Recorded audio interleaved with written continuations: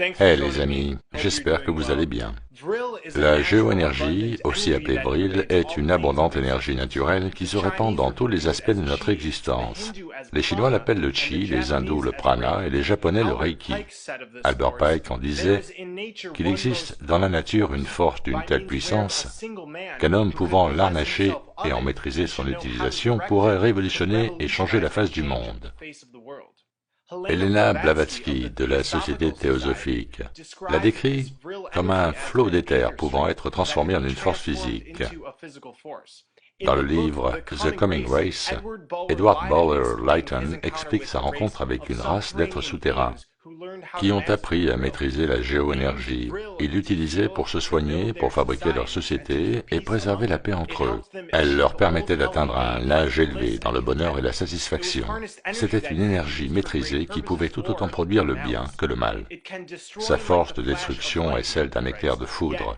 Cependant, utilisée différemment, celle-ci peut soigner, préserver, alimenter ou vivifier la vie. La connaissance du Vril et la maîtrise de ses pouvoirs étaient un lien important entre les différentes communautés. Cette géoénergie avait également amélioré toutes les formes de vie de la société. La lumière du Vril avait remplacé toutes les autres sources de lumière, si bien que la couleur des fleurs et du feuillage des plantes était plus brillante, et la croissance de la végétation plus importante. Donc, tout dans cette civilisation souterraine était amélioré grâce au pouvoir de la géoénergie. La société Vril fut rapidement formée après la publication du livre. Ses membres ne se focalisaient pas sur les questions monétaires et politiques, mais sur la face cachée des forces qui gouvernent cette réalité. Ils étaient comme les hippies de leur époque.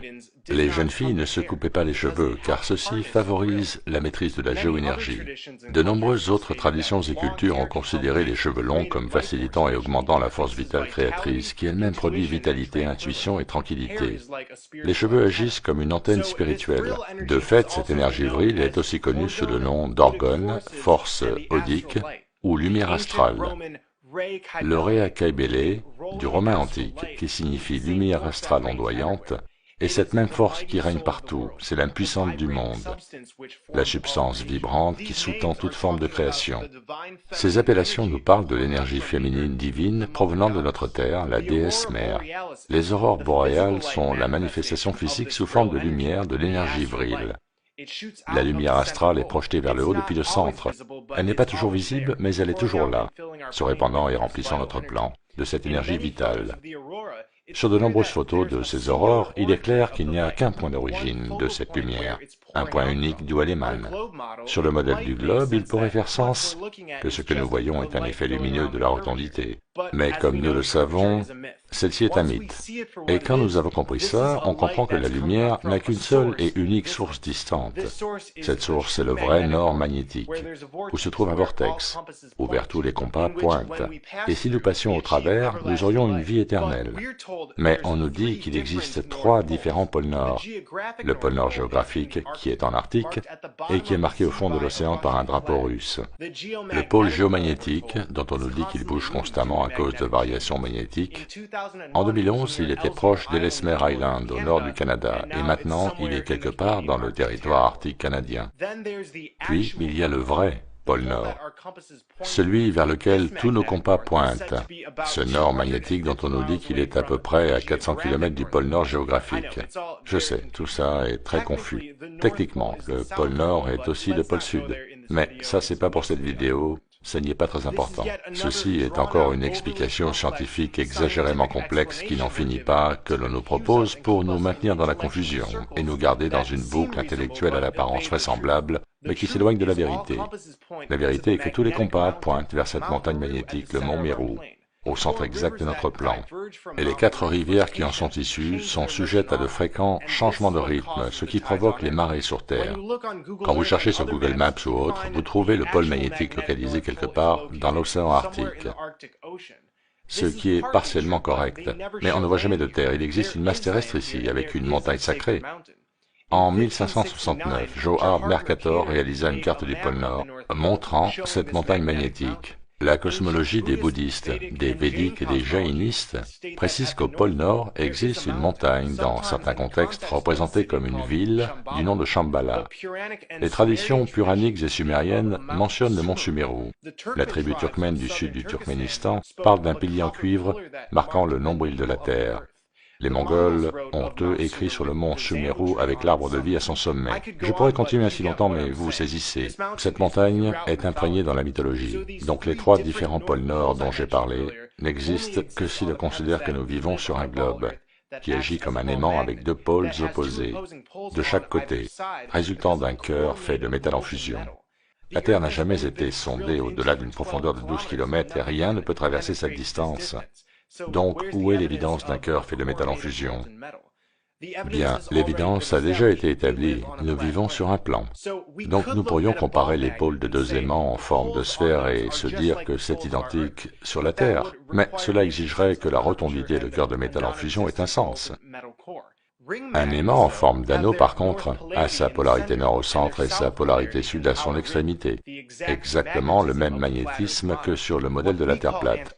Ce que nous appelons l'Antarctique est cette polarité sud qui prend la forme d'un immense mur de glace qui représente la circonférence de la Terre plate. Tous les compas se dirigent vers le centre, la polarité nord de notre plan. Voici une photo d'une aurore boréale prise près du pôle sud. Celle-ci est prise près du pôle nord. Côte à côte, on peut en déduire une chose. Nous voyons les deux faces d'une même lumière provenant de la même source. La lumière du pôle Nord est inversée par rapport à celle du pôle Sud. Les Indiens Lakota utilisaient les aurores boréales pour leurs propriétés curatives. Ceux qui avaient des problèmes de santé se tenaient debout, face à la lumière de l'aurore avec les mains levées, et respiraient profondément. Les Laponais décoraient leurs tambours chamaniques afin de pouvoir en capter l'énergie. Ces gens connaissaient les bénéfices de la géoénergie concentrée. Encore une fois, les aurores boréales ne sont que la partie visible de cette véritable énergie. Tout ce qu'il y a derrière n'est pas visuellement détectable, malgré le fait qu'elle se répand partout. C'est le soleil noir qui émet cette énergie, cette lumière astrale. Elle est bien sûr projetée du centre, mais elle enveloppe tout le plan. Elle charge la nature, elle nous charge. C'est la force vitale sacrée. La société Vril en détermine l'origine dans le soleil noir. Leur symbole montre un soleil noir avec un éclair s'en échappant de manière récurrente. Ceci, par contre, ne leur est pas spécifique. La croix gammée ou svastika est souvent entremêlée dans le symbolisme du soleil noir. La croix gammée est présente à travers toute l'histoire et ce qu'elle représente en fait est le symbole du vortex qu'il nous faut traverser pour accéder au centre de notre plan. Voyez-vous la similitude avec le vortex? Ce symbole fut retrouvé dans des tombes nordiques remontant à 3000 ans. La croix gammée et le soleil noir sont très répandus. Et la raison pour laquelle le symbole du soleil noir est partout devrait maintenant être évidente. L'énergie qui en émane est tout autour de nous, et notre intention la dirige. Cette énergie alimente notre subconscient, et c'est la raison pour laquelle il est possible de l'utiliser bien ou mal. Cela dépend uniquement de l'intention. Par exemple, lorsque nous concentrons de l'énergie positive, de l'amour vers nos plantes, elles poussent plus vite et avec plus de vitalité, et c'est parce que notre prana, notre géoénergie, notre intention est bienveillante. Les Babyloniens l'appelaient Babilu, la porte vers Dieu. Beaucoup parlent de Babilu comme étant l'origine du mot Babel, d'où l'histoire de la tour de Babel. Et la tour de Babel, que j'ai abordée dans des vidéos précédentes, équivaut au mont Meru, là où le vortex se trouve. Bab-Ilu est, je le répète, la porte vers Dieu, l'accès vers un autre monde. Dans cet extrait que j'ai trouvé, il est dit que le soleil passe par Bab-Ilu, ou la porte vers Dieu, au solstice d'hiver, et débute son périple vers le nord. Pendant le solstice, le soleil circule autour du point central, autrement dit la porte de Dieu, et commence son périple vers le nord depuis son point le plus bas dans le ciel. C'est pourquoi pendant le solstice d'hiver, les nuits sont les plus longues de l'année. En haut de la page, on voit la croix d'Ilu.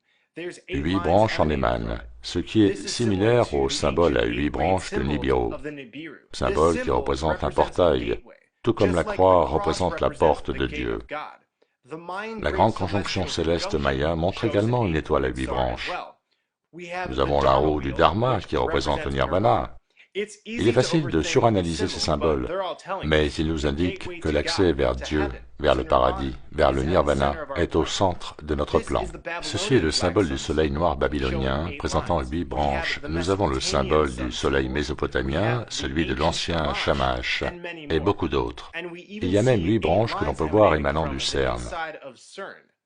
Dans le livre Ether, God and Devil and Cosmic Superimposition, William Reich décrit la relation entre l'orgone, autre appellation de Vril, et les aurores boréales. Il prétend également que l'énergie de l'orgone peut être démontrée n'importe où. Par conséquent, elle pénètre chaque chose. Regardez la couverture du livre. Je pense que cette illustration montre un soleil noir pointant son énergie vers le haut. Dans le livre La lumière astrale de Louisa Hoff, celle-ci est présentée comme l'esprit immortel, à l'origine de la vie cosmique. Aujourd'hui, la science nous dit, nous ne percevons dans l'ensemble que les plus basses vibrations et les moindres qualités de la lumière astrale, car nous nous trouvons dans la partie basse de l'arc de notre cycle actuel et l'énergie de l'onde de vie est à son plus bas. Blavatsky dit de la méthode d'expression de Platon qu'il s'agit, durant chaque cycle, d'une division du progrès intellectuel de l'univers entre périodes fertiles et périodes stériles. Lorsque ces courants se trouvent en harmonie avec l'esprit divin, alors notre Terre et tout ce qui s'y rattache connaît une période fertile. Les pouvoirs occultes des plantes, des animaux, des minéraux s'accordent miraculeusement aux essences supérieures, et ainsi l'âme divine de l'homme est en parfaite intelligence avec celles qui lui sont inférieures. Ignorant nos forces latentes inhérentes, nous dérivons vers une soumission négative aux lois inférieures de la nature. Nous souffrons de manque de réflexion, d'émotion, de volonté, pendant que cette énergie précieuse, la géoénergie, anticipant en silence, hante nos sommeils sans rêve, attendant la naissance d'une conscience supérieure. C'est un passage d'une sinistre beauté qui nous dit que l'homme est actuellement au diapason des aspects destructeurs de la lumière astrale de la géoénergie, alors que la nature, elle, a toujours été en harmonie avec ses aspects valorisants, que pour la plupart, nous ne détectons pas car nous vibrons sur des fréquences différentes. C'est une manière de répondre à ce dilemme antique. Pourquoi l'homme ne semble-t-il pas pouvoir s'intégrer dans son environnement? Nous sommes actuellement en train de sortir de ce cycle stérile et je peux le ressentir. L'ère du Verseau.